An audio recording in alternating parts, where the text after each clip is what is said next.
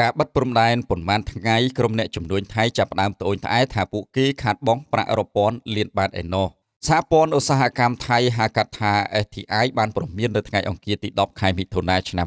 2025នេះថាវិធានការនៃការបិទព្រំដែនកម្ពុជាថៃអាចប៉ះពាល់ដល់ពាណិជ្ជកម្មព្រំដែនដែលមានតម្លៃរហូតដល់170ពាន់លានបាតឯណោះប្រធាន STI លោកក្រិនក្រៃធនគលបានថ្លែងថាវិធានការដែលពាក់ព័ន្ធទៅនឹងការបើកនិងបិទច្រកព្រំដែនតាមកាលវិភាគរបស់យោធានឹងធ្វើឲ្យមានការរំខានដល់ការដឹកជញ្ជូនទំនិញឆ្លងកាត់ព្រំដែនប្រធាន STI បានកត់សម្គាល់ថាសមាជិក STI មួយចំនួនបានចាប់ផ្ដើមទទួលបានផលប៉ះពាល់ជាអវិជ្ជមានរួចទៅហើយបើទោះបីជាបច្ចុប្បន្នមិនទាន់អាចវិតម្លៃពីទំហំនៃការខូចខាតក៏ដោយចុះលោកក្រិនក្រៃធនគលបានបញ្យល់ថាពាណិជ្ជកម្មតាមច្រកព្រំដែនរបស់ប្រទេសថៃជាមួយនឹងកម្ពុជាមានតម្លៃរហូតដល់170ពាន់លានបាតក្នុងមួយឆ្នាំដោយច្រកអន្តរជាតិអារ៉ានីយ៉ាប្រាហ៊ីតនៃខេត្តស្រះកែវគឺផ្ដាច់មុខគេក្នុងការជួញដូរពាណិជ្ជកម្មដែលមានទំហំច្រើនបំផុតដែលស្មើនឹងប្រមាណ110ពាន់លានបាតឬប្រហែលជា